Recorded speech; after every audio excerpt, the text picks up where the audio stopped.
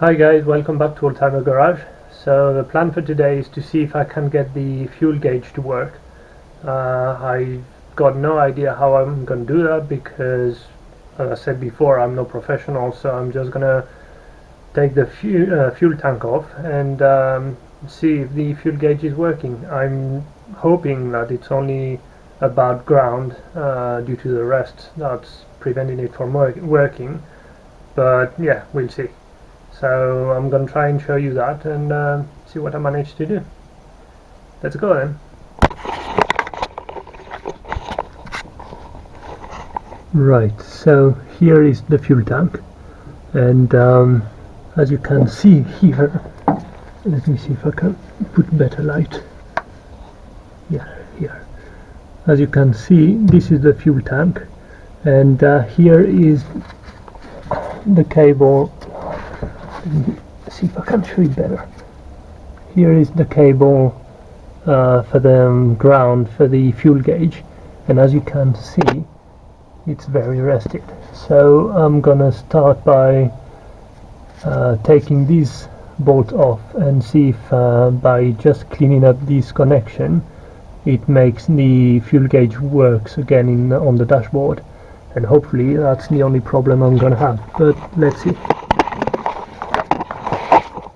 Sorry for the lighting, I know it's not ideal.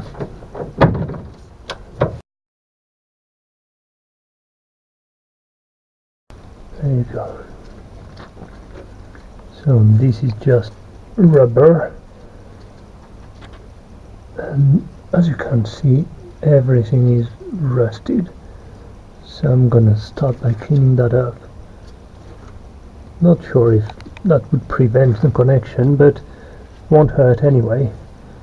So let's try and clean that up first.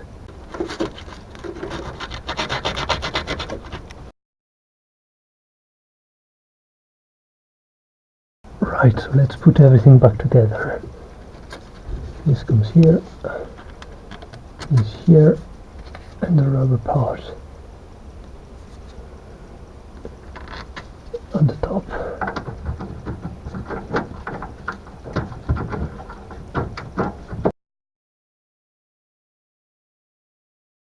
It goes much faster. I can do it by hand now. Just gonna need to make sure that it's properly tightened, and let's hope that's gonna be enough.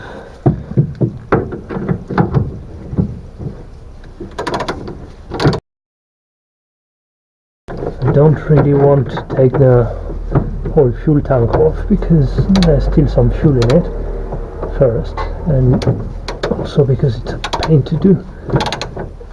It's very heavy, it's very uncomfortable working here, but we'll see. Hopefully I won't need it. So let's see if it works.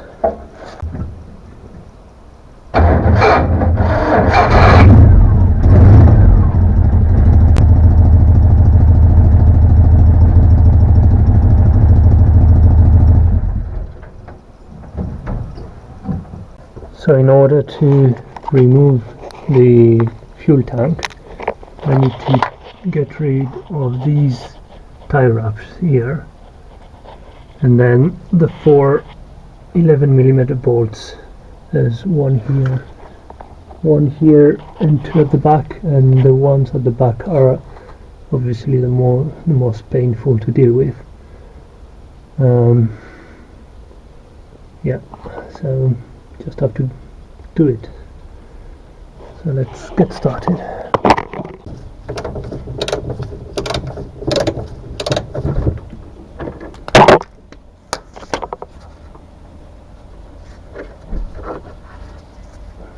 Now it's off, so now I need to get it to come down slowly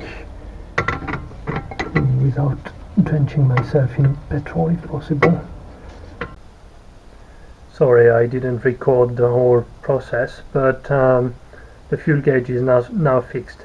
I didn't record it because it was a proper pain in the ass to do, and I had to take the whole fuel tank off in the end, as you could see, and after that well, I had to empty it, and I had quite a surprise when I emptied it, because that's what I found in it.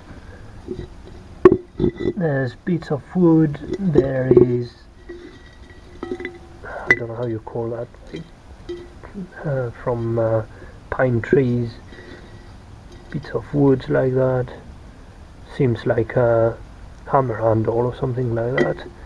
Anyway, I emptied all that, then I cleaned all the connections. Actually, the main problem was that two of these connections, so the main line to the fuel gauge and the ground, was cracked, and because it was all greasy and dirty on top of it, I couldn't see it.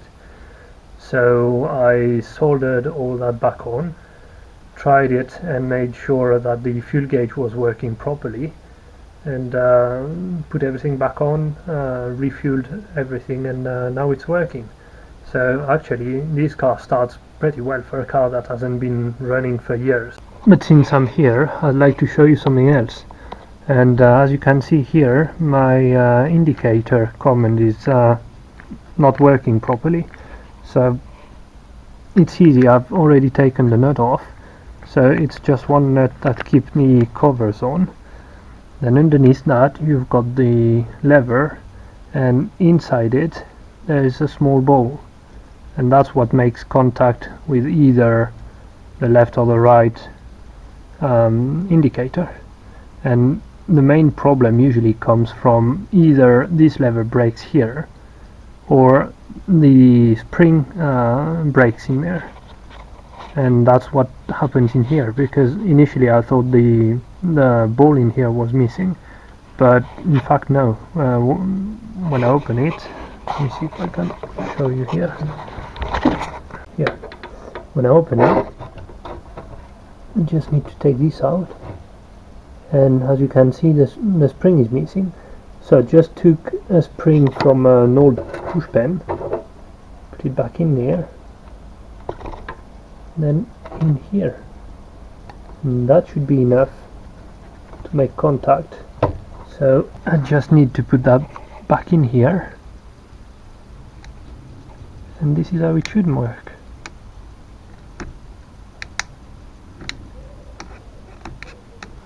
So that's it. Just need to put the cover back on and the nut back on it, and that's it. I'm quite happy because this part costs almost £30, and I didn't really want to buy another one. So yeah, that's perfect.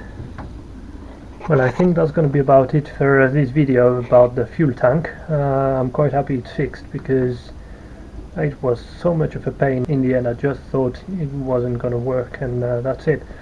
And the main problem was because I tried to take the fuel gauge off the fuel tank, out of the fuel tank, but the screws are so rusted that they can't even come off without damaging them. So I was really hoping for the fuel gauge to be working in there, and actually it is, so it's going to save me some work and some more delay. So I hope you enjoyed this video, and in the next one hopefully I'm gonna receive the roof for this car, and next I'm gonna start dismantling all this here. I need to take these two vents off, then I need to take the wiper motor off to access this grill here, which in turn should give me access to the vent flap, because I want to change the seal, as I've already said. The main problem on this grill and the flap is that it's maintained by 12 of these small, tiny actually,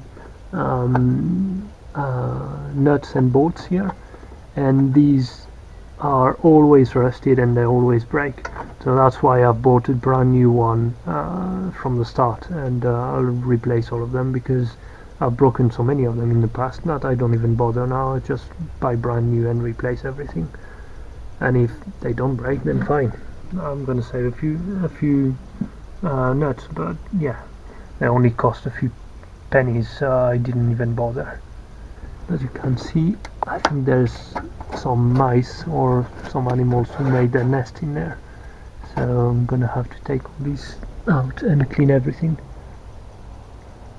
So yeah, that will be for the next video. In the meantime, as usual, please like, comment below and subscribe if you haven't done so yet, and I'll see you in the next video. Take care.